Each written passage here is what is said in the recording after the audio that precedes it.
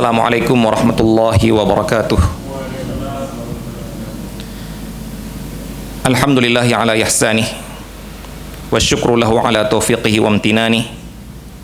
Wassalatu wassalamu ala sayyidina Muhammadin da'in ila ridwanih wa ala alihi wa sahbihi wa ikhwanih wa man tabi'ahum bi ihsanin ila yaumi liqa'ih. Ayuhal muslimun wal muslimat rahimani wa rahimakumullah. Alhamdulillah, pada malam hari ini kita masih bisa melanjutkan kajian kita dalam pembahasan fikih muamalah yang kita ambil dari kitab Al-Fiqhul Muyassar, yang mana pembahasan kita telah sampai ke dalam pembahasan yang berhubungan dengan jaminan utang, yaitu menjamin utang dengan benda yang dinamakan dengan gadai. Pada pertemuan yang lalu telah kita bahas tentang beberapa konsekuensi dari akad gadai, tentang tujuan, tentang keterikatan, tentang perpindahan benda, dan yang terakhir tentang tanggung jawab terhadap benda gadai. Itu telah kita bahas pada pertemuan yang lalu. Kemudian kita bahas juga tentang benda yang boleh dijadikan benda gadai adalah benda yang boleh untuk diperjualbelikan, karena tujuannya untuk melunasi utang dengan cara menjual barang gadai tersebut. Baik, sekarang kita akan beranjak ke dalam pembahasan yang selanjutnya, yaitu tentang mentransaksikan barang gadai. Mentransaksikan barang gadai. Karena ada dua belah pihak yang terikat dengan barang gadai ini, yaitu pihak yang pertama yaitu orang yang berutang, yang mana barang gadai dia yang punya. Yang kedua, orang yang pemberi utang, berarti dia yang menerima barang gadai. Baik, kita lihat yang pertama. Apabila yang menggunakannya ataupun mentransaksikannya ataupun memanfaatkan barang ini adalah si pemberi utang, si penerima gadai, apa hukumnya? Tidak boleh. Karena ingat, pada konsekuensi barang utang yang barang gadai yang telah kita lewatin, yaitu akad gadai itu bukan akad yang memindahkan kepemilikan. Dia hanyalah akad untuk menjamin utang, mengikat utang biar mudah dilunasi. Yang berarti kalau tidak berpindah kepemilikan, wahai pemberi utang, itu barang itu bukan punya kamu. Berarti kamu tidak boleh menggunakan barang itu. Kamu tidak boleh memanfaatkan barang itu, karena bukan punya kamu. Baik. Kalau diizinkan,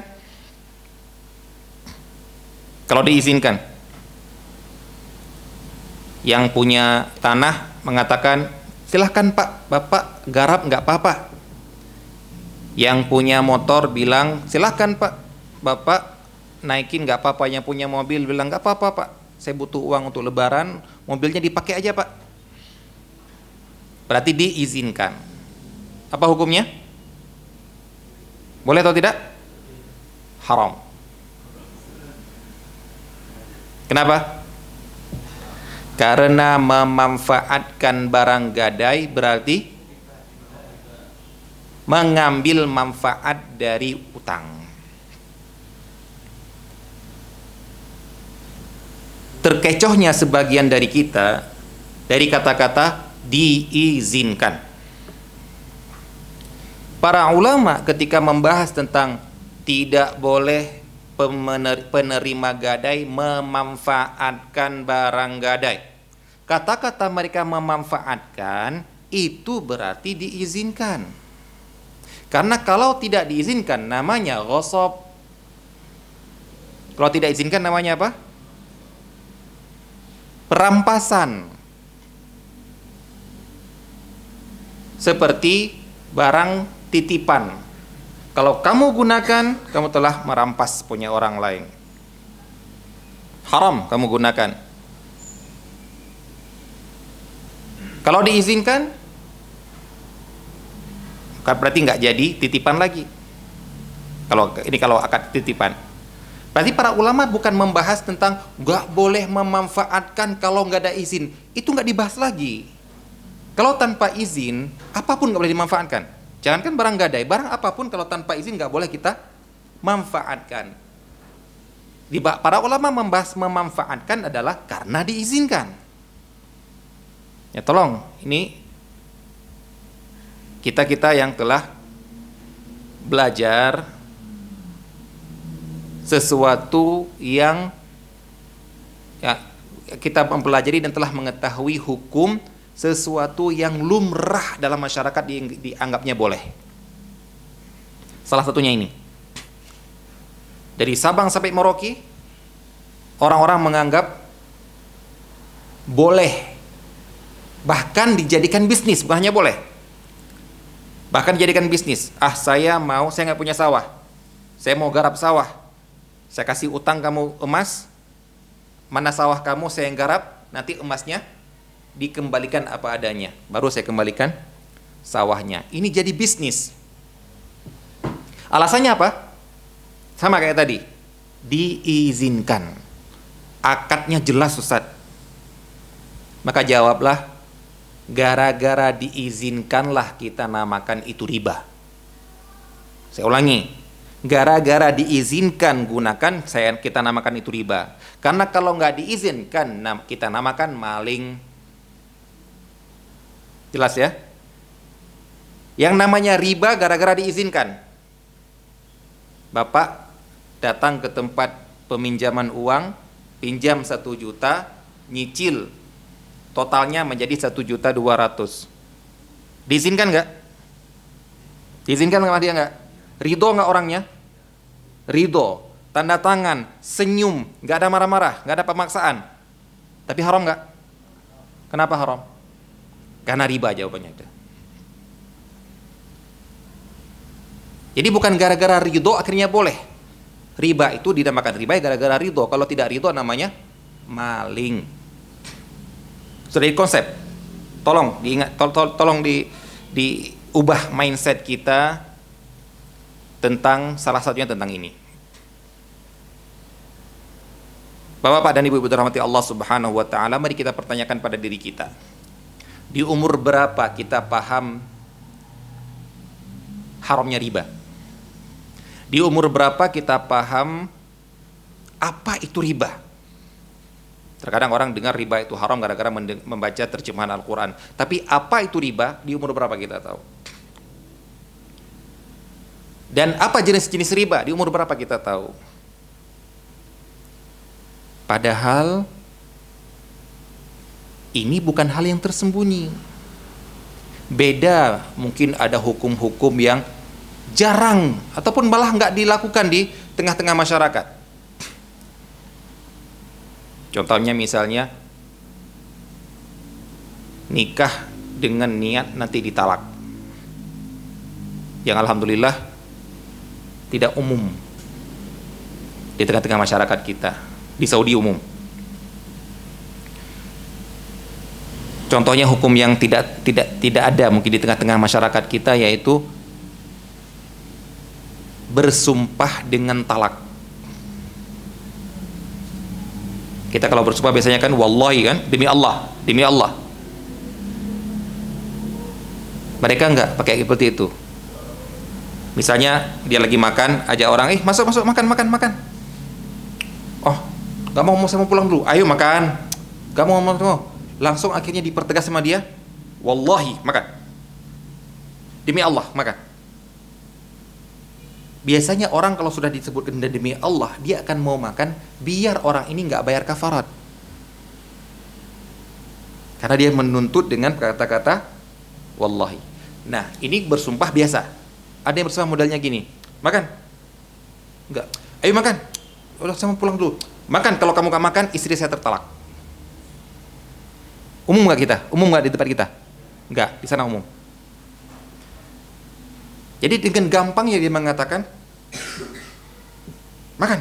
Kalau nggak makan, saya tertalak. Jadi orang ini khawatir daripada tertalak, mending saya makan. Gak umum kan? Nah, kita nggak terangkan kepada orang juga nggak apa-apa gitu. Di Indonesia kita nggak terangkan ini juga nggak apa-apa, karena nggak umum. Tapi riba, oh ya Allah, umum. Menjadi profesi, menjadi kebanggaan kalau bekerja di bidang tersebut. Kemudian kita tidak tahu hukumnya, ini sangat kita takutkan. Baik, setelah kita tahu sekarang, maka jangan biarkan anak-anak kita yang masih SMA, SMP yang sudah balik buta tentang hal ini. Beritahu mereka. Dan juga muamalat-muamalat yang haram lainnya yang umum terjadi dianggap biasa, seperti lotre, apa itu, tebak-tebakan, ya, tebak-tebakan, judi, boneka capit, mystery box, muamalah-muamalah yang haram itu, beritahukan mereka. Baik, ini kembali lagi ke masalah gadai ini. Baik. Yang berikutnya, yang kedua, bila yang memanfaatkan adalah yang punya. Yang punyanya ini berarti yang berutang. Maka dia hanya boleh memanfaatkan kalau diizinkan oleh orang pemberi utang. Karena ingat ya, barang gadai ini sekarang walaupun milik si A, namun si A berhutang, kemudian dijadikan barang gadai, maka si B yang pemberi utang punya hak di sini. Punya hak di sini. Haknya apa? Hak untuk memudahkan pelunasan utang. Punya hak, ada hak di sini. Hak untuk memudahkan pelunasan utang. Makanya dinamakan ini jaminan. Apa maksud jaminan? Menjamin utang itu mudah untuk dibayarkan. Baik, kalau si A yang punya ini, yang punya barang, yang kemudian yang meminjam uang, ingin memanfaatkan barang ini, minta izin dulu sama si B. Baik, kemudian si B wajib memberi izin bila transaksi yang dilakukan di barang ini tidak akan menghilangkan haknya, tidak akan mengurangi haknya. Ingat ya, si B kenapa dia mau melarang? Oh, kalau kamu gunakan ini nanti rusak, kalau kamu gunakan ini nanti musnah, hancur. Utang saya sulit untuk terbayarkan karena barangnya sekarang nggak bisa dijual lagi. Berarti kamu nggak boleh gunakan. Tapi kalau penggunaannya itu tidak akan menggugurkan hak si B, maka si B wajib memberikan izin. Kita contohkan. Motor.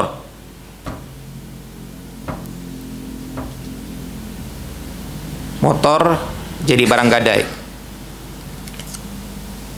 Si A yang punya motor ini ketika meminjam uang jadi barang gadai, minta izin ke si B, saya naikin ya, boleh nggak? Maka kita katakan sekarang, kira-kira menaiki motor ini ada kemungkinan bisa menghilangkan hak si A, si B nggak? Ada. Apa? Tabrakan, jatuh, hancur, hilang, ya kan? Maka si B boleh melarangnya. Jangan simpan di sini. Baik. Tanah jadi barang gadai. Si A yang punya tanah minta izin untuk digarap. Si B, ingat kita katakan tadi, wajib memberikan izin kalau tidak akan terkurangi hak dia. Kira-kira kalau tanah itu digarap terkurangi hak tidak? Terkurangi enggak? Enggak. Tanah nggak akan pergi kemana-mana. Tanah ini nggak akan hilang, nggak akan rusak, nggak akan berkurang kalau cuma digarap. Maka si B berarti wajib memberi izin. Rumah untuk disewakan berkurang nggak? Enggak. Kemungkinan rusak sedikit karena rumah bukan yang dibawa kemana-mana. Ada atau tidak ada orang kalau waktu bilang rusak ya genteng ya bocor-bocor gitu kan. Jadi bukan gara-gara ada orangnya, tidak, ada orangnya. Tapi motor gara-gara dibawa-bawa gini bisa jatuh ke jurang, bisa patah, bisa tabrakan. Kalau rumah atau kalau untuk bilang rusak tidak ya rumah itu gara-gara umur, bukan gara-gara penggunaan. Dia kan barang properti yang tetap. Berarti ini kaedahnya. Kaedahnya apa? Si A yang punya, kalau mau menggunakan, minta izin dari si B. Si B wajib memberi izin bila penggunaan benda ini tidak mengurangi hak dia. Maka di sini perlu dilihat di masing-masing benda, di masing-masing penggunaan. Baik. Kemudian yang berikutnya, yang berhubungan dengan barang gadai ini, pertambahan nilai barang gadai ikut sebagai gadai. Ya mungkin telah kita singgung pada pertemuan yang lalu, yaitu contohnya seperti sapi makin gemuk, motor naik harganya, makin banyak peminatnya akhirnya naik harganya. Maka itu jangan sampai yang punya motor bilang, oh barang ini kan ketika saya gadaikan harganya 9 juta, itu yang jadi pengikat utang, walaupun sekarang harganya jadi 15 juta. Enggak, ya 15 juta juga ikut sebagai pengikat utang kamu. Yang berikutnya, yang berhubungan dengan barang gadai, biaya perawatan barang gadai adalah tanggung jawab yang punya. Tanggung jawab siapa berarti? Tanggung jawab si A. Contohnya apa? Kalau zaman dulu sapi harus dikasih makan. Pakannya dari siapa? Dari si A. Nah, yang menjadi perbedaan pendapat para ulama adalah bila yang ngasih makan si B, boleh nggak si B memanfaatkan hewan ini sebagai balasan dia memberi makan? Contohnya apa? Ngambil susunya, menaiki hewannya, gara-gara si B, si pemberi hutang ini memberi makannya. Ini ada perbedaan pendapat di antara para ulama. Jumhur ulama mengatakan nggak boleh juga. Kembali ke hukum asal, nggak boleh si B memanfaatkan barang gadai. Kalau kamu kasih makan, bukan kamu manfaatkan, minta kembali uangnya. Minta kembali apa yang telah kamu kasih makan, bukan kamu memanfaatkannya. Pendapat jumhur. Pendapat mazhab Hambali mengatakan boleh.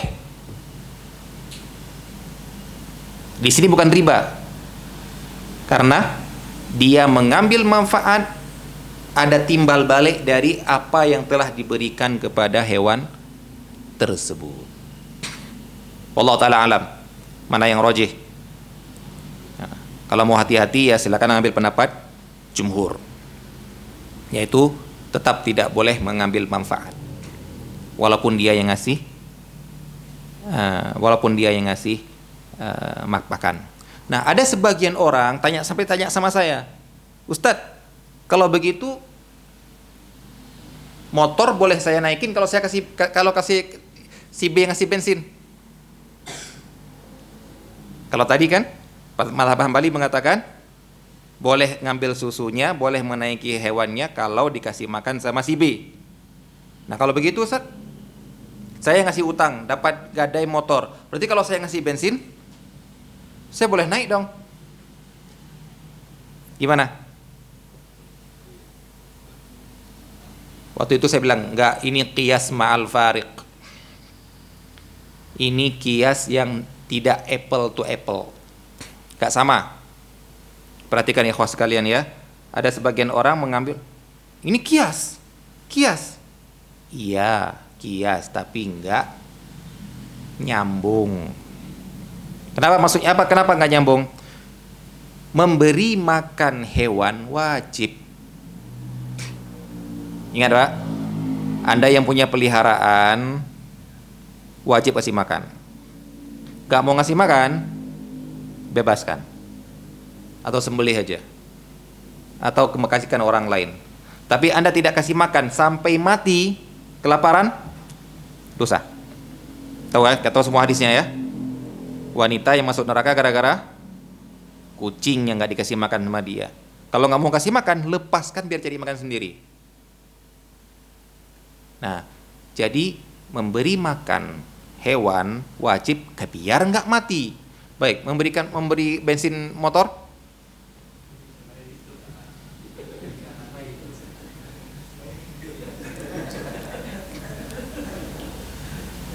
Kalau antum bilang bahwasanya kalau saya kasih biar nggak rusak, Ustaz, harus dinyalakan. Ya sudah, nyalakan aja. Seperti orang-orang di dealer motor bekas, ya kan?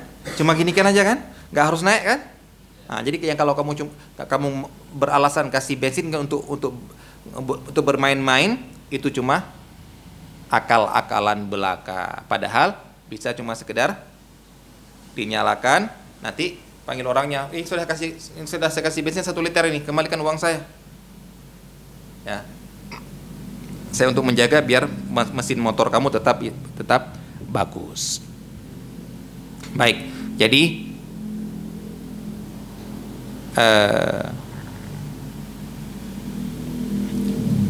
ongkos apapun untuk menjaga tetap bagus, tetap layak, itu semua masih tanggung jawab si yang punya. Si B cuma sekedar apa istilahnya dia itu, bukan saya katakan menjaga, menyimpan di tempat dia untuk terjaga untuk terjaga, bukan keaslian keberadaan biar tidak hilang, biar tidak cacat, biar nanti gampang untuk dijual untuk pelunasan. Baik.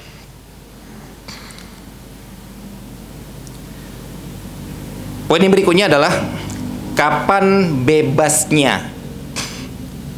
Ingat, gadai itu benda yang terikat. Gadai itu jaminan, makanya dinamakan dalam bahasa Arab wathiqah. Wathiqah itu ada kata-kata wasaqa. Apa itu wasaqa?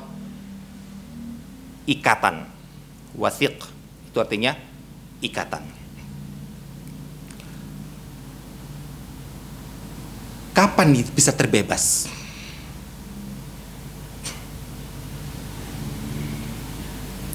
Terbebasnya barang gadai ini, yang berarti dia tidak terikat lagi, berarti boleh dimanfaatkan seutuhnya oleh yang punya. Mau dijual, mau diwakafkan, mau dihadiahkan, terserah, gara-gara tidak terikat lagi. Kapan? Yang pertama, bila dibebaskan oleh si B. Bila dibebaskan oleh si pemberi utang. Pemberi utang bilang ke B, ke A, ambil aja motor kamu, gak usah jadi gadai lagi. Dibebaskan oleh dia, nggak jadi gadai lagi. ambil aja baru motor kamu. Utang tetap gak? Utang tetap, ya. Utang tidak berubah kalau hanya sekedar dibebaskan dari barang gadai. Yang kedua, kapan terbebas? Kalau sudah lunas utang. Ingat ya, lunas, bukan nyicil. Utang 10 juta, baru lunas 5 juta. Berarti gadainya terbebas separuh. Enggak. Tetap, ini gadai semuanya. Sampai benar-benar utang kamu bebas, lunas, barulah benda gadai ini kemudian bebas dari gadai, berhak digunakan oleh si A sesuka hatinya.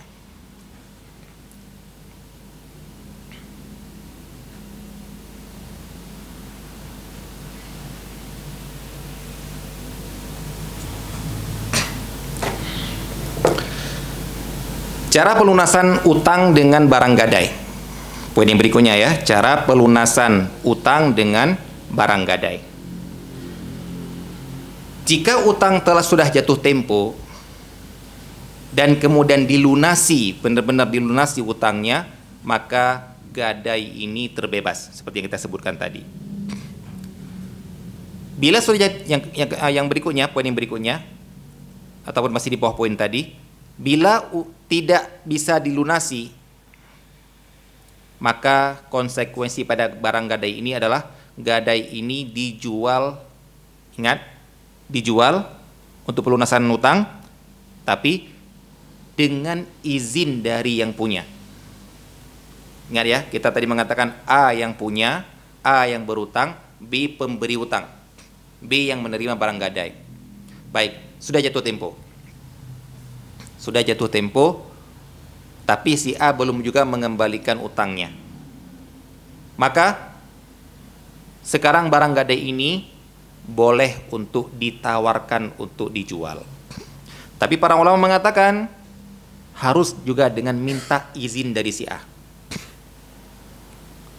A, mana utangmu?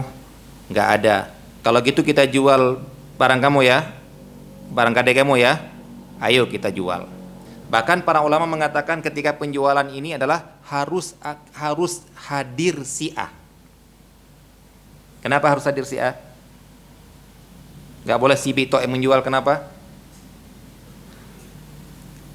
Untuk menghindari perbuatan yang mencurigakan, yang dinamakan dalam fikih muttaham.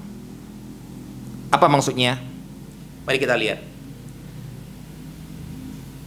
Si B, ya, si B ketika mau menjual barang gadai ini, tujuan dia apa?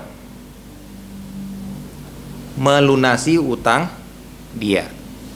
Berarti dia gak peduli harga di atasnya, ya kan? Misalnya utang dia 10 juta, gadainya motor. Dia nggak peduli bosnya motor ini masih bisa laku 12 juta, 13 juta, 15 juta. Begitu ada yang nawar 10 juta langsung diterima. Yang penting utangnya lunas, ya kan? Baik, si B pinginnya apa? Si A pinginnya apa? Si A ketika menjual barang gadai ini pinginnya apa sih A? Terjual dengan harga semahal mungkin, ya kan? Terjual dengan harga semahal mungkin agar dikembalikan uang 10 juta, sisanya masih bisa diambil oleh si A. Bisa dibayangkan kan? Bisa dibayangkan. Baik. Nah, makanya para ulama mengatakan ketika menjual barang ini A dan B harus hadir. Agar tidak ada yang saling menzolimi. Baik. Kenapa? Kalau si Atok yang menawarkan, dia akan bersikukuh menjual 15 juta, padahal nggak ada yang mau. Padahal barang ini bisa lakunya cuma 10 juta. Wah, saya nggak mau jual, ini harus 15 juta, harus 15 juta. Akhirnya dia mengaku nggak ada yang beli. Nggak ada yang beli barangnya. Ternyata apa? Karena si A nunggu 15 juta. Ini kalau si A tok yang kita suruh. Kalau kita suruh si B tok, begitu ada yang nawar 10 juta, langsung dijual. Padahal masih memungkinkan benda ini untuk naik lebih daripada 10 juta. Inilah bisa saling, kalau kita serahkan ke masing-masing tok, bisa saling teman zolimi. Maka gabungkan dua ini. Baik. Nah, terkadang dibahas juga oleh para ulama, terkadang ada niat tidak baik dari si A. Ingat ya, kita sudah membicarakan pada pertemuan yang lalu, terkadang ada orang berutang niatnya nggak baik, nggak ada sedikit pun dalam hati dia mau melunasi. Nah begitu juga ini, begitu si A diajak, mana utangmu? Belum ada uang, kita jual motormu ya. Jangan, saya nggak mengizinkan. Ada kan? Banyak seperti itu. Mana utangmu? 300 juta, belum ada uang. Kita jual rumahmu ya, yang kamu gadaikan itu. Sekarang kita jual ya. Enggak, saya nggak mengizinkan. Baik, gimana ini? Nah, di sini terjadi pertikaian. Maka para ulama mengatakan ketika terjadi seperti ini, maka hakim turun tangan. Hakim pada zaman dahulu, hakim benar-benar diadukan ke hakim, Pak Hakim, fulan gini. Baik, dipanggil dia, mana? Lunasi. Enggak punya. Jual barangmu. Enggak mau, saya enggak ridho. Kalau kamu enggak ridho, mau tidak mau, barang kamu akan kita jual. Siapa yang melakukan penjualannya? Pihak peradilan. Biar apa? Biar mendapatkan harga sebagus mungkin. Karena kalau kita serahkan pada si A, si B, dia hanya akan mencari yang penting lunas utangnya. Tapi kalau kita serahkan ke pengadilan, pengadilan harus adil. Ini memang harganya pantas segini. Ternyata nggak ada yang mau. Ini lagi peminat properti sedikit sekali. Cuma bisa laku segini. Siapa yang tahu? Hakim. Itu maslahat. Nah, di sinilah kemudian hakim harus turun tangan. Jadi wallahu taala alam, mungkin juga undang-undang kita ya, sebenarnya menarik barang leasing itu harus dengan izin peradilan sebenarnya ya. Siapa ada yang tahu? Saya cuma mendengar ya, bahwasanya tidak boleh langsung menarik motor yang enggak lunas kecuali dengan lewat jalur peradilan. Wallahu alam, saya mendengar seperti itu. Benar atau tidak? Benar kan? Ada yang tahu undang-undang. Nah, kenapa kita gampang ditarik? Gara-gara kita nggak tahu undang-undang, nggak berani nuntut. Coba ke orang yang paham undang-undang. Coba kalau yang leasing pengacara, berani nggak mereka ngambil kira-kira? Yang leasing pengacara, kemudian ada kredit macet, kemudian ditarik langsung di tengah jalan. Pengacara dia berani nggak kira-kira? Nggak berani. Jadi sebenarnya harus lewat peradilan. Biar apa? Ingat tadi ya, biar terketemu maslahat. Maslahat apa? Si A tidak dirugikan, si B juga tidak dirugikan. Baik, maka dan ketika nggak ketemu seperti ini, datanglah orang ketiga di tengah-tengah, yaitu hakim. Baik. Nah, dari sini dapat kita lihat, wallahu taala alam, kalau anak pribadi lebih merojikan pendapat jumhur ulama yang ditanyakan pada pertemuan yang lalu. Ustadz, boleh nggak si A mengatakan kalau saya nggak datang maka barang itu jadi milik kamu? Maka anak mengatakan tidak boleh langsung menjadi milik dia, tapi tetap harus ditawarkan dulu ke orang lain. Dan benar-benar dia mendapatkan harga yang sepantasnya. Ya. Kalau memang nggak ada yang beli dan memang harga sebatasnya adalah harga sesuai dengan utang dia, maka nggak apa-apa dia mengambilnya. Tapi kalau harga itu lebih daripada utang dia, dia harus mengembalikan sisanya. Wallahu taala alam. Ana lebih memandang seperti ini. Jadi pertanyaan yang kemarin, pertemuan yang kemarin, boleh nggak Ustaz dijadikan dia ataupun dibikin akad? Kalau saya datang, saya lunasi, alhamdulillah. Kalau saya tidak datang, maka barang gadai ini jadi milik kamu saja. Maka ana lebih cenderung kepada pendapat jumhur mengatakan tidak boleh, karena selain alasan mereka yaitu tidak bolehnya menjual bai'ut ta'liq, karena di situ ada muttaham, ada kecurigaan, ada maslahat yang bisa terkurangi ataupun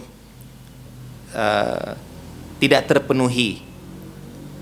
Bisa jadi barang ini mungkin bisa laku lebih daripada utang dia, sehingga ada yang harus dikembalikan. Wallahu taala alam. Namun seperti yang Anda katakan pada pertemuan yang lalu, adapun Syekh Utsaimin, beliau lebih merojikan pendapat salah satu dari riwayat Imam Ahmad yang mengatakan boleh melakukan akad di awal. Kalau saya datang, saya akan bayar. Kalau saya nggak datang, ambil aja barang itu untuk kamu. Baik. Jadi kalau kita nggak ngambil, mengatakan nggak boleh seperti ini, berarti harus lewat hakim.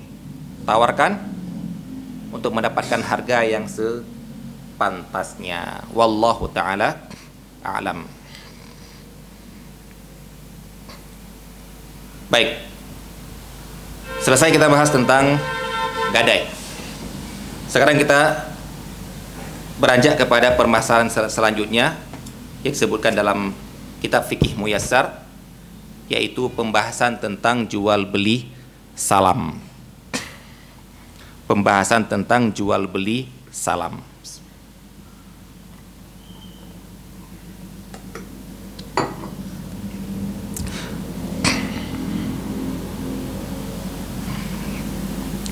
Mohon ini sangat diperhatikan, karena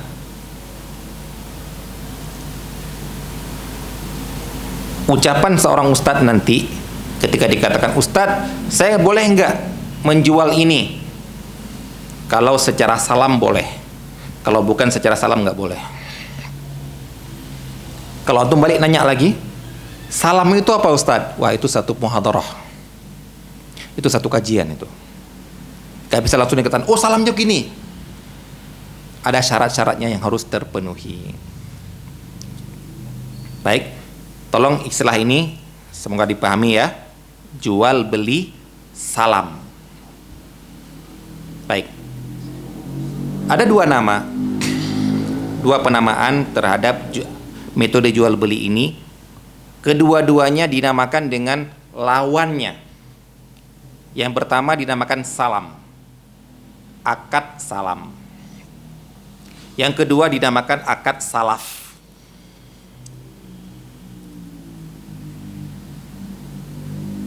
Arti keduanya sangat bertentangan.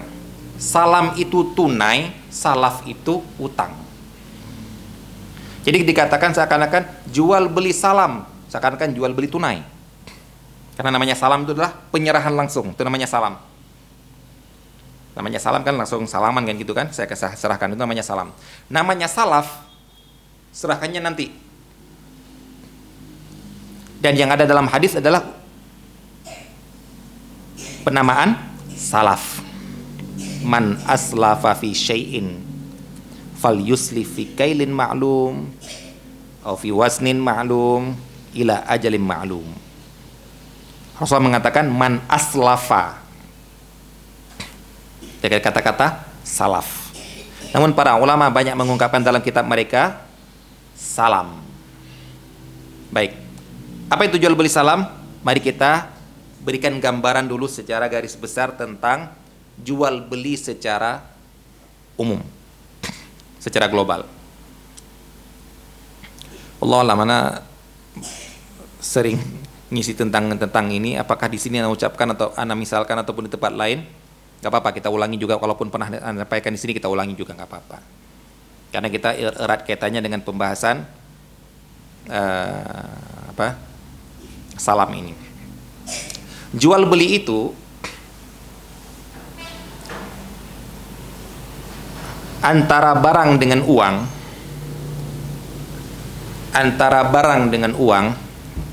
ya, barang yang sebelah kiri ana ya, uang yang sebelah kanan ana ya, kita contohkan ya, ataupun biar kelihatan langsung ambil uangnya ya. Jual beli itu antara uang dengan barang. Ada yang uang tunai, barang tunai. Barangnya tunai. Ini barangnya, ini uangnya. Ambil barangnya, saya ambil uangnya. Ini namanya jual beli biasa. Ya, umumnya jual beli yang kita inginkan yang seperti ini ya. Baik. Aman. Yang kedua, jual belinya adalah ini barang, uang nanti. Jadi barang saya ambil, uangnya kapan? Nanti. Ini tunai, uangnya yang tertunda. Jual beli apa namanya ini? Jual beli? Bukan salah ini. Jual beli apa namanya ini? Jual beli berutang, itu aja sudah.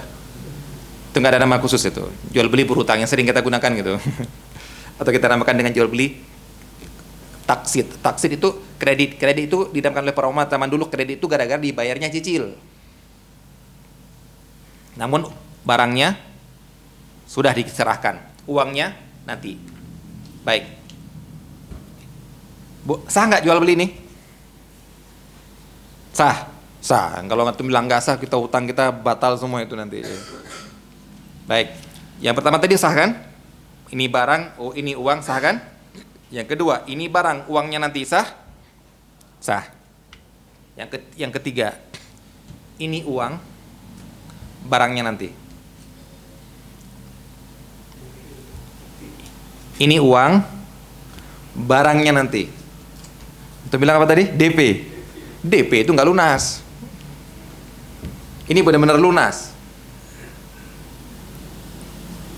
Kalau tuh bilang DP, ada utang juga. Ini utang, ini juga masih utang kan? Nggak boleh. Kita lagi bilang ini tunai, barangnya nanti. Ini namanya jual beli apa ini? Ini dia yang salam.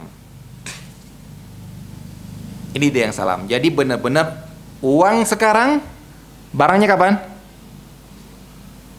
Nanti. Ada tempo waktunya. Baik, ini boleh atau tidak?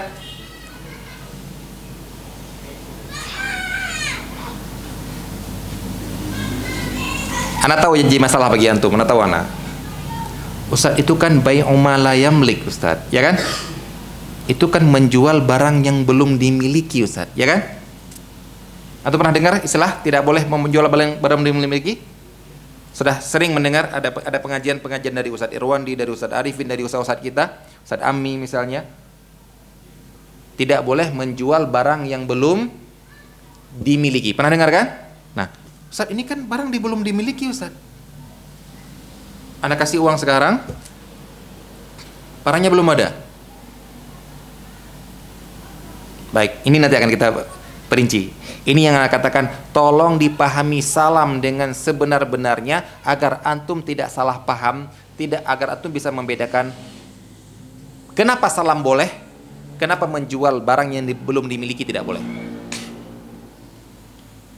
Kenapa salam boleh, kenapa menjual barang dimiliki tidak boleh. Nah, ini suatu yang sangat berbeda. Salam boleh ijma' ulama. Baik, kita contohkan secara garis besar dulu, nanti antum biar bisa memahami. Yang keempat adalah jual beli barang belum ada, uang nggak ada. Apa hukumnya? Haram, nggak sah. Jual beli apa namanya? Kali bil kali. Baik, antum punya, ya, tolong digambarkan secara garis besar. Antum punya dua istilah baru ya. Salam dengan kali bil kali. Kali bil kali artinya apa? Kosong. Barang kosong, uang kosong. Tapi mereka mengadakan akad jual beli. Barang mana? Belum ada. Belum ada ya, bukan bukan di tempat, nggak ada di tempat. Kalau dia miliki di rumah itu menjual barang yang dimiliki itu. Ya. Jadi bukan barangnya nggak ada. Barangnya malah dia belum punya. Tadi yang nomor tiga tadi, ini uangnya, barang mana? Barang dia belum punya barang. Kalau dia sudah punya barang, cuma belum diserahkan, itu ada pembahasan sendiri. Ingat ya, barang belum ada. Sekarang, dia barang belum punya, uang juga belum diserahkan. Kali. Apa hukumnya? Tidak sah. Pernah tuh melakukan jual beli kali? Pernah? Baik, Anda misalkan, insya Allah pernah. Ibu-ibu bilang ke tukang sayur, Pak, besok bisa bawakan ayam kampung yang sudah disembelih nggak? Bisa, Bu. Lihat, tukang sayur nggak punya ayam. Dia nggak punya ayam di rumah. Tapi langsung dia mengatakan, oh bisa, Bu. Harganya berapa, Pak? 45.000. Baik. Deal ya? Deal. Baik, ayamnya mana? Nggak ada. Uangnya mana? Belum ada. Gimana? Hukumnya sah nggak nih? Tidak sah jual belinya. Umum nggak dilakukan oleh ibu-ibu? Umum. Ya tolong dihentikan yang seperti ini ya. Baik. Akhirnya besoknya si tukang sayur ini bawa ayam yang sudah disembelih, kemudian bawa, sebelum dah sampai ke rumah ibu ini ada yang nawarin di sana 60.000. Mang, ini ayam ya saya beli 60.000 ya. Boleh nggak Pak Mama itu menjual ke ibu itu? Kenapa boleh? Karena ke ibu yang kemarin tidak sah, belum jual beli. Tapi si ibu kemarin ketika datang ke rumahnya, Mang, mana ayam saya? Sudah dijual ke sana. Marah nggak? Marah. Kenapa dia marah? Karena dia merasa sudah membeli. Inilah ketidakpahaman hukum melahirkan konsekuensi mengira dia sudah membeli. Enggak boleh gitu Pak, kan sudah saya beli. Maka kalau dibawa ke hukum adalah ibu tidak membeli. Kenapa? Nggak kasih uang. Dan kemarin juga si Mamang nggak punya ayam. Begitu juga sebaliknya. Si Mamang itu benar-benar bawa. Terus itu ibu itu bilang, nggak jadi Mang. Ternyata kemarin si suami saya sudah beli ayam kampung, ayam broiler 3 kilo. Marah nggak sih Mamang? Marah. Kenapa marah? Karena dia merasa sudah menjual. Yang kalau seandainya mereka paham fikih kedua-duanya, seandainya, maka si Mamang tidak akan marah kalau nggak jadi beli, si ibu nggak akan marah kalau si Mamang jual duluan ke sana. Kenapa? Karena dia tahu yang kemarin itu cuma nitip pesan, belum akad. Begitu si Mamang itu bawa, baru akad. Kemudian itu nggak apa-apa. Ya, nah nanti akan kita ketemu juga nanti setelah masalah murabahah. Murabahah orang-orang yang datang orang ketiga, antum butuh motor, butuh. Baik, yang mana motor butuh? Yang situ. Baik, sanggup beli nggak? Nggak, saya mau nyicil. Baik, saya bantu beli ya. Nanti orang ketiga kan, yang jual itu, yang beli antum nggak mampu beli tunai. Maunya kredit, orang itu nggak mau kredit langsung, harus ada orang ketiga katanya kredit. Datang Ana, baik, Ana kreditkan ke antum. Ana sudah boleh jual nggak? Motor masih di tangan orang itu. Oh kamu butuh motor itu ya? Baik, berapa motor itu? 15 juta tunai, baik, kredit sama saya aja ya. Berapa? Totalnya nanti 18 juta. Baik. Deal, deal. Barang belum saya miliki sudah deal. Apa hukumnya? Inilah leasing. Inilah leasing, inilah yang kredit KPR model gini. Rumah masih di sana, kita sudah melakukan akad. Anda dengan bank sudah melakukan akad. Rumah di mana? Di sana. Sudah dibeli rumah oleh bank? Belum. Ini dia. Tapi kalau Ana tahu, antum mau beli itu ya? Ya, benar. Kalau Ana bilang, kalau Ana beli, antum mau nggak kredit sama Ana? Oh iya nggak apa-apa. Ana datang ke sana, beli 15 juta. Mau beli nggak? Ana nggak bilang antum beli, masih kata-kata mau beli nggak? Kamu kemarin bilang mau beli kan? Mau beli nggak? Wah nggak jadi, saya kembalikan ke sana. Saya punya akad sendiri dengan orang sana. Nggak boleh antum bilang, kamu sudah beli kemarin. Nggak boleh. Kenapa? Kemarin saya belum memiliki. Paham ya? Nah ini coba garis besar dari leasing antum dengar itu kenapa nggak boleh? Gara-gara ini salah satunya. Akhirnya hakikatnya apa kalau leasing itu? Hakikatnya saya serahkan kamu 15 juta, beli sana, bayarnya 18 juta nanti. Karena pada akhirnya saya nggak menjual. Kapan saya dinamakan menjual? Setelah saya beli, saya bawa ke rumah saya, baru nanti kita akad. Baru kita akad. Perhatikan kata-kata saya, baru kita akad. Kalau nggak jadi, nggak boleh marah. Karena yang kemarin itu bukan akad. Atau masih punya hak khiyar. Bisa dibayangkan ya? Nggak terlalu sulit. Karena ternyata sudah kita lakukan sehari-hari gitu. Baik, antara 4 pembahasan tadi ini, uang tunai, barang tunai, barang ada langsung diserahkan, uang belum, barang ada, uangnya enggak, barang sudah tunai, barangnya belum, bahkan belum ada, belum dimiliki. Sebagaimana dia tadi menyerahkan barang, uang belum dimiliki, bukan ada uang di rumah. Kalau ada di rumah masih dimiliki nanti. Tapi uang nggak ada. Itu juga uang sudah ada, barang nggak ada. Ini salam. Yang kedua, barang nggak ada, uang nggak ada. Baik. Insyaallah akan kita terangkan pada pertemuan yang akan datang. Apa itu salam? Tolong diperhatikan, yang antum kejar-kejar, antum ingin tahu adalah apa bedanya jual salam kok boleh, sedangkan jual barang yang belum dimiliki kok tidak boleh. Baik, Anda gambarkan dulu contoh jual salamnya dilakukan di zaman Rasulullah, di zaman para sahabat. Apa jual salam? Orang Madinah beli gandum dari orang dari Syam. Ingat, Madinah itu produsen kurma. Gandum dari Syam. Orang Madinah beli gandum dari orang Syam. Ketika datang ke sini, kasih uang tunai langsung. Kami pesan gandum sekian ton ya.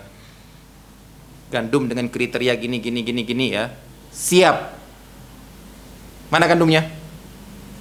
Nggak ada. Udah tumbuh belum? Jangankan punya, tumbuh aja belum. Belum diciptakan oleh Allah. Ya. Tapi sudah sah? Sah akadnya. Ini dilakukan oleh para sahabat di zaman Rasulullah SAW. Kalau kita perhatikan sekarang apa?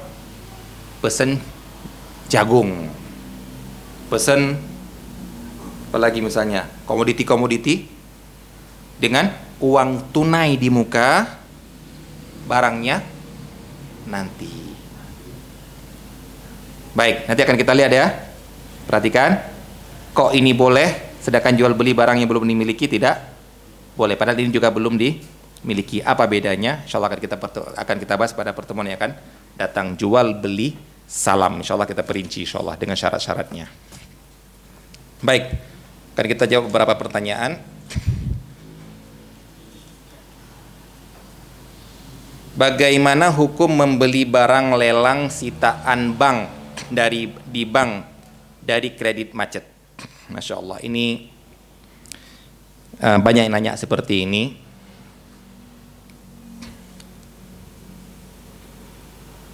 Tadi kan kita mengatakan barang gadai itu kalau nggak mampu melunasi utangnya dijual.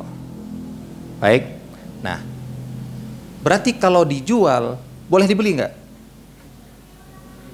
Ya boleh, kalau nggak, kalau syariat membolehkan menjual. Kok kita bilang nggak boleh beli? Kan berarti boleh beli kan? Boleh beli. Baik. Kemudian bagaimana kira-kira dua orang yang sedang menawarkan barang ini, si pemilik sama si pemberi utang ini, kan mereka berdua ya, bisa kita sampaikan tadi. Bagaimana cara mereka untuk mendapatkan harga setinggi-tinggi mungkin? Gimana caranya? Lelang.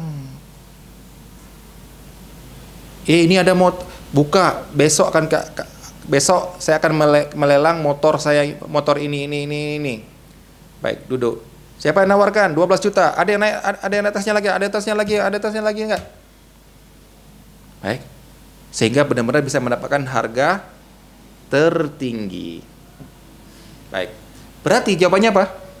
Bolehkah membeli barang sitaan dari orang yang tidak lunas utang? Anda belum bawa nama bank ini loh ya. Ya, pertanyaannya bank kan? Baik, tadi Anda misalkan. Pernah Anda pertanyakan lagi, bolehkah kita ikut membeli barang yang dilelang? Yang mana barang itu adalah barang sitaan dari orang yang nggak lunas utang? Boleh. Udah, itu jawabnya sudah. Ingat ya. Anda ingatkan lagi. Menyita barang gadai itu hukumnya boleh. Ada sebagian orang, Anda ingatkan lagi terus, Anda ingatkan lagi nih, jangan kita terfokus sesuatu yang nggak syar'i itu. Atau pernah melihat menyediakan perumahan syar'i, perumahan Islami tanpa riba, tanpa denda, tanpa sita. Kalau tanpa riba setuju saya. Kalau riba berarti nggak syar'i. Tanpa denda setuju saya. Karena kalau ada denda berarti tidak syar'i. Karena denda di sini berarti denda gara-gara terlambat bayar utang. Tapi kalau tanpa sita dianggap syar'i, saya nggak setuju. Ini banyak ini. Jadi perhatikan, jangan antum untuk melawan bank. Bank ada sita, berarti kalau syar'i nggak ada sita, itu salah sudah itu. Baik, kalau antum mau melawan sesuatu, tahu dulu itu salah nggak. Bank ada riba, iya memang bank ada riba. Tapi bank ada sita itu boleh atau enggak? Jangan mentang-mentang gara-gara bank yang melakukan akhirnya jadi haram semuanya. Enggak. Ada transaksi bank yang halal. Apa contohnya transaksi bank yang halal? Hah? Biaya transfer yang 6.500. Halal nggak? Antum transfer antar bank, kemudian diambil 6.500. Halal nggak? Halal. Yang anehnya begitu bank ngambil yang halal, antum malah nggak mau. Buktinya apa? Antum pakai flip kan? Anak alhamdulillah nggak pernah pakai. Kenapa? Membantu biar bank melakukan yang halal. Sudah haram-haram kita larang, begitu mereka yang pakai halal juga kita nggak mau, gimana itu antum itu? Hah? Kapan antum mendukung yang halal kalau gitu? Yang haram antum marah-marahin, antum gini haram. Begitu mereka pakai yang praktek yang halal, antum malah nggak mau. Ya, perhatikan. Menyita barang gadai, yang mana si yang punya nggak ridho, boleh nggak? Dia berutang, ini barang gadai, begitu utangnya jatuh tempo nggak lunas, kemudian mau dilelang, saya nggak ridho.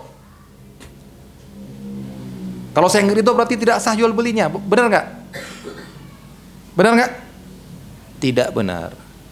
Di sini menyita, mengambil, memaksa, menjual secara paksa barang gadai boleh. Jadi tidak semua yang dijual, tanpa ridho itu tidak sah, tidak semua. Ada yang sah, yaitu seperti menjual barang gadai yang orang yang punya tidak mau menjualnya. Baik, ini kita ke asal ya. Baik, sekarang yang bank sekarang. Jadi pada asalnya kalau ada orang yang mau menjual barang gadai dari pelunas yang tidak bisa melunasi uang secara lelang, boleh nggak kita ikut? Boleh. Nah sekarang kalau yang melakukannya bank, Ustaz,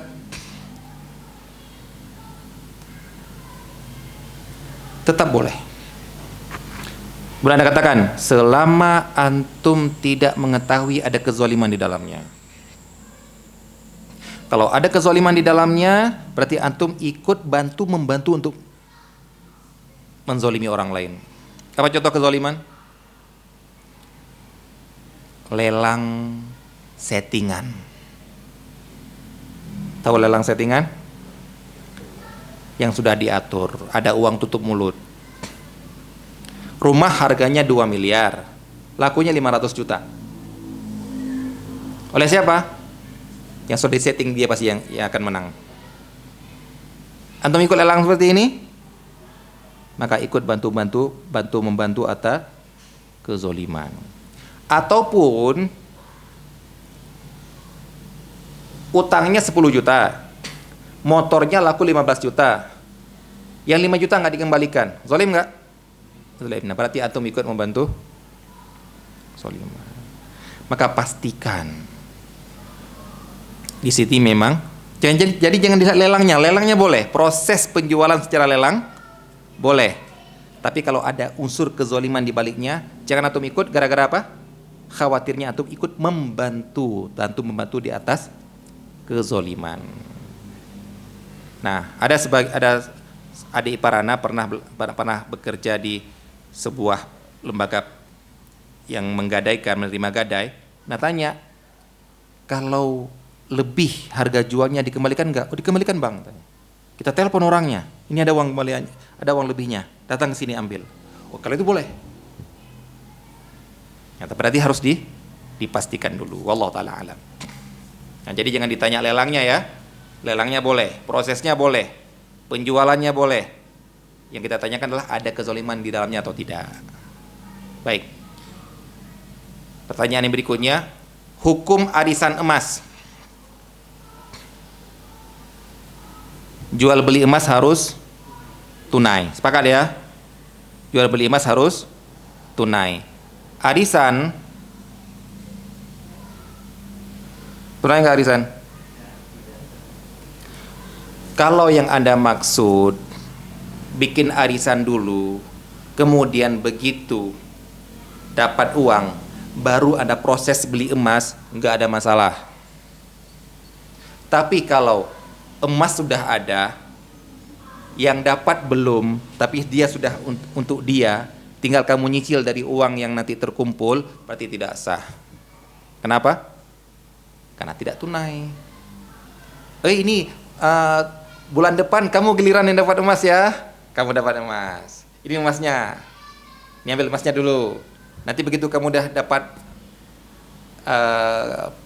uang arisan dari yang lain, baru kamu kasihkan uangnya. Maka tidak sah.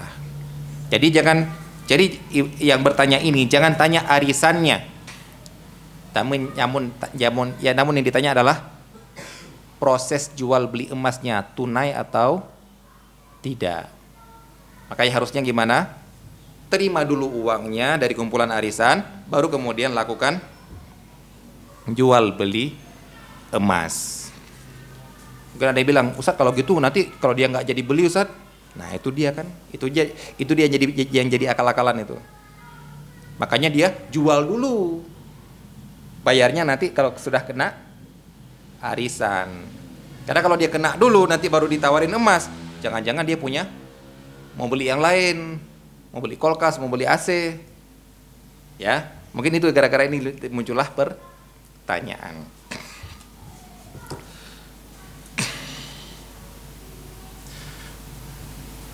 Ini ada yang bertanya, panjang pertanyaannya, panjang prosesnya. Apa hukum menyewakan lahan yang kita sewa? Nah, boleh nggak menyewakan barang sewaan? Baik, meminjamkan barang pinjaman boleh nggak? Nggak boleh, tanpa izin. Kita ngomong tanpa izin. Kalau dengan izin sudah nggak usah kita tanyakan lagi. Saya minjem motor antum, kemudian saya pinjamkan ke orang lain, nggak boleh. Tapi saya nyewa mobil, kemudian saya sewakan ke orang lain. Saya sewa kos-kosan, kemudian saya sewakan ke orang lain. Saya sewa hotel, saya booking hotel 20 kamar, saya sewa kan? Ya, nawarin ke travel. Pasti harganya pasti saya naikkan kan? Kalau saya turunkan ya ngapain kan? Saya naikkan kan? Boleh nggak? Boleh. Menyewakan barang yang kita sewa boleh. Tapi meminjamkan barangnya kita pinjam tidak boleh.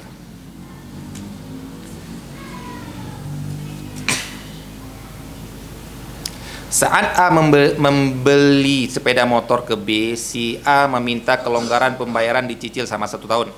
Berjalan waktu 4 bulan, si B tahu kalau si A punya kemampuan melunasi tapi tidak berpikir melunasi. Bolehkah si B meminta percepatan pembayaran karena si A tidak lagi sulit membayar dan sengaja menunda? Ini sudah kita bahas pada pertemuan yang sebelum-sebelumnya tentang apakah akad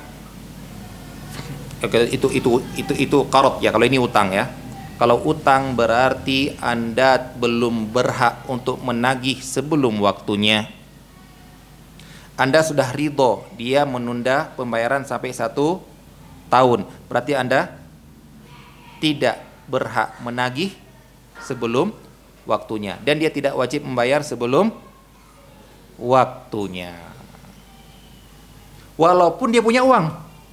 Iya. Tapi kalau di sini ada bertanya, bolehkah si B meminta? Boleh kalau minta. Yang nggak boleh adalah memaksa. Kenapa nggak boleh maksa? Gara-gara belum wajib bayar.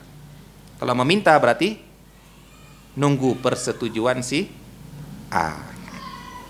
Baik. Jadi yang bertanya ini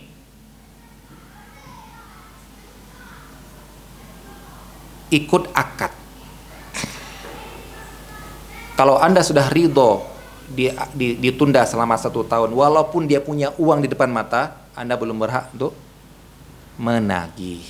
Karena akadnya memang seperti itu. Ya. Banyak orang-orang yang kredit itu orang punya uang kan? Tapi uangnya digunakan untuk bisnis yang lain. Jadi orang terkadang membayar itu bukan gara-gara nggak ada uang, tapi gara-gara Anda memberikan kelonggaran. Maka ikutin apa yang telah Anda akadkan. Baik, ini dapat kita sampaikan. InsyaAllah pada pertemuan yang akan datang kita akan masuk ke dalam pembahasan salam. Wassalamualaikum warahmatullahi wabarakatuh.